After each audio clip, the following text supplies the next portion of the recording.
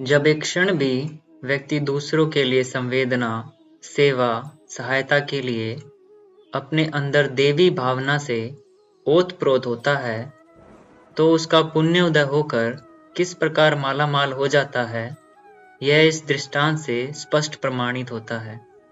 जब आप दूसरों को सुख देंगे, तो ईश्वर आपकी झोली में सुख का भंडार भर देंगे। एक दिन भगवान श्री कृष्ण और अर्जुन साथ में चल रहे थे कि रास्ते में एक निर्धन ब्राह्मण भिक्षा मांगने लगा।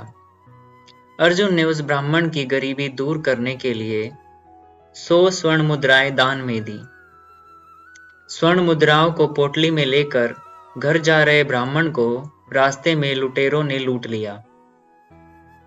वह दुखी ब्राह्मण दूसरे दिन फिर भिक्षा मांगने चल पड़ा।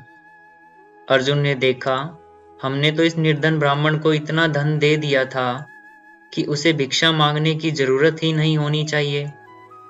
अर्जुन ने पूछा तो ब्राह्मण ने सारा वृत्तांत सुना दिया। अर्जुन ने उसे बहुमूल्य माणिक दे दिया।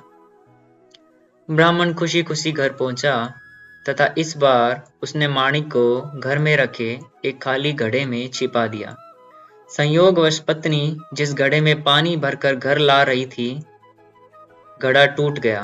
वह घर आई और खाली पड़ा घड़ा जिसमें माणिक रखा था, उसी घड़े को लेकर पानी भरने गई।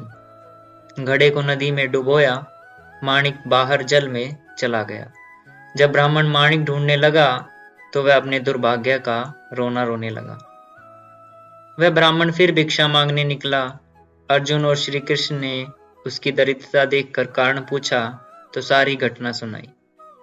अर्जुन ने सोचा, इसके जीवन में कभी सुख नहीं आ सकेगा। भगवान श्री कृष्ण ने कहा, देखा अर्जुन, अभी तक तुमने इस ब्राह्मण को कितना ही दिया, सब बर्बाद हो गया, परंतु अब देखना इसके जीवन में चमत्कार कैसे आता है। मैं इसे केवल 2 पैसे दे रहा हूं। अब तुम इस ब्राह्मण के पीछे पीछे जाओ और देखो। ब्राह्मण सोच रहा था कि मात्र 2 पैसा मिला है, इससे तो ठीक से एक वक्त का भोजन भी नहीं हो सकेगा। विचार करते करते नदी के पास पानी पीने गया। देखा कि एक मछुआ मछली पकड़ रहा है। एक मछली को तड़पते देखा तो संवेदना, दया जागी। एक पुण्य विचार आया कि इस 2 पैसे से यह मछली खरीद लेता हूं और इसकी जान बचा लेता हूं। मछली को खरीदकर अपने कमंडल में डालकर उसने जान बचा ली।